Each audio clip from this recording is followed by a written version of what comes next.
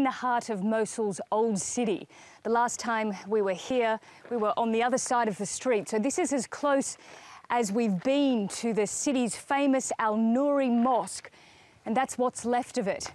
One of the reasons it's so famous is not only because it was 850 years old, but this is where the leader of Daesh, Abu Bakr al-Baghdadi, first declared his so-called Islamic Caliphate. In the last days of the battle for Mosul, Daesh blew it up. They didn't want to see Iraqi forces take back control of such a symbolic location. You can see that all over the old city, it is utterly destroyed. It's total devastation. All the narrow, winding streets are full of concrete, burned out cars and vehicles. There's nothing left. The old city of Mosul cannot be inhabited again. These buildings will have to be torn down, the concrete taken out and rebuilt from scratch.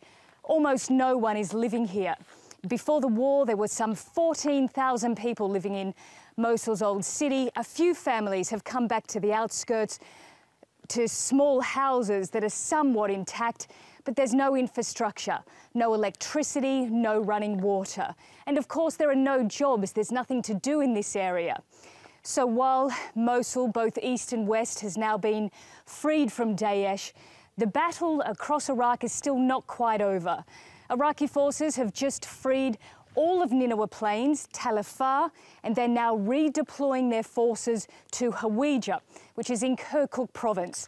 After freeing Hawija, which should take place in the next few weeks, Iraqi forces will then move into the vast desert plains of Anbar province, stretching all the way to the Syrian border. There are pockets of Daesh there.